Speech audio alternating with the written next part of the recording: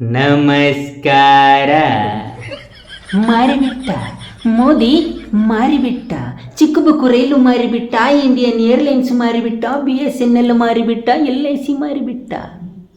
ಗುಲಾಮರೇ, ಯಾರಿಗೆ ಮಾರಿದ, ಎಲ್ಲಿ ಮಾರಿದ, ಯಾವಾಗ ಮಾರಿದ, ಯಾಕೆ ಮಾರಿದ, ಯಾವ ದೇಶದ ವ್ಯಕ್ತಿಗೆ ಮಾರಿದ, ಯಾವ ದೇಶದ ವ್ಯಕ್ತಿಯ ಹೆಸರಿಗೆ ಖರೀದಿ ಮಾಡಿಸಿದ, ಯಾವ ತಾಲೂಕು ಆಫೀಸಿ ಕಚೇರಿಯಲ್ಲಿ ಕುಳಿತುಕೊಂಡೋಗಿ ಬೆರಳಚ್ಚು ಕೊಟ್ಟು ಖರೀದಿ ಮಾಡಿಸಿದ ಎಂಬುವ ಒಂದೆರಡು ಒರಿಜಿನಲ್ ಕಾಪಿ ತೋರಿಸಿಬಿಟ್ಟರೆ, ಒರಿಜಿನಲ್ಲು ಬೇಡ ನನಗೆ ಜೆರಾಕ್ಸ್ ತೋರಿಸಿಬಿಟ್ಟರೆ ಹೌದು ಹೌದು ಎಂದು ಬಿಡುತ್ತೇನೆ.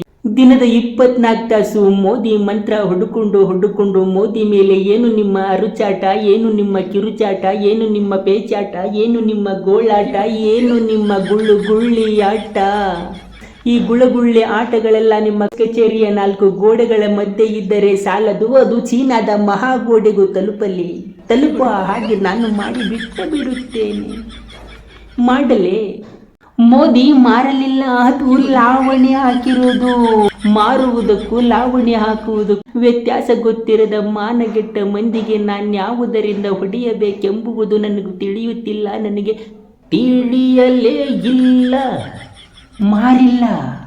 ಸರ್ಕಾರಿ ಸ್ವಾಮ್ಯದ ಫ್ಯಾಕ್ಟ್ರಿ 1 ವರ್ಷಕ್ಕೆ ಸರ್ಕಾರಕ್ಕೆ 5,000 ಕೊಡ್ತಾ ಇದ್ರೆ, ಖಾಸಗಿ ವ್ಯಕ್ತಿಯೊಬ್ಬ ಬಂದು ನಾನು 20,000 ಸರ್ಕಾರಕ್ಕೆ ಕೊಡ್ತೀನಿ, 1 ವರ್ಷಕ್ಕೆ ನಾನು ಲೀಜಿಗೆ ತೆಗೆದುಕೊಳ್ತೀನಿ ಅಂದಾಗ ಸರ್ಕಾರ ಅದಕ್ಕೆ ಅಗ್ರಿಮೆಂಟ್ ಮಾಡಿ 20,000 ಸರ್ಕಾರದ ಬಾಕ್ಕಸಕ್ಕೆ ಹಾಕಿಸಿಕೊಂಡು ಅವರಿಗೆ ಲಾವಣಿ ಹಾಕಿರುತ್ತದೆ. ಆಮೇಲೆ ನಾವು ಬೇಕೆಂದಾಗ ಅದನ್ನು ಬಿಡಿಸಿಕೊಳ್ಳಬಹುದು. ಅದು ಸರ್ಕಾರದ ಜವಾಬ್ದಾರಿ. ಈ ಅಖಂಡ ಭಾರತ ದೇಶದ ಜನರ ಈ ಆಸ್ತಿಯನ್ನ ಯಾವನಿಂದಲೂ ಮಾರಲಿಕ್ಕೆ ಸಾಧ್ಯವಿಲ್ಲ. ಮಾರುವ ಹಕ್ಕು ಇಲ್ಲವೇ ಇಲ್ಲ. ಅದು ಯಾವ ಧೈರ್ಯದ ಮೇಲೆ, ಅದು ಯಾವ ಪಸಾರ.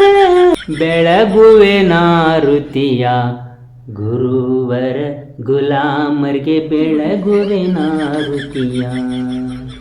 ಜೈ ಮಂಗಳಂ, ಜೈ ನಮ ಪಾರ್ವತಿ ಪತಾರ ರಮಾದೇವ. ನೀವು ನನಗೆ ಖರೀದಿ ಕಾಗದ ಪತ್ರಗಳನ್ನು ತೋರಿಸದಿದ್ದರೆ ಬೆಳಗುವೆ ನಾರುತಿಯ ಗುರುವರ ಗುಲಾಮರಿಗೆ ಬೆಳಗುವೆ ಆರುತಿಯ. ಪಕ್ಕಾ ಬೆಳಗುತ್ತೀನಿ. ಮೋದಿ ಮಾರಿದ ಆಸ್ತಿಯ ಖರೀದಿ ಪತ್ರಗಳು ನನಗೆ ತೋರಿಸಿ ಬಿಟ್ಟು ಬಿಡಿರಿ.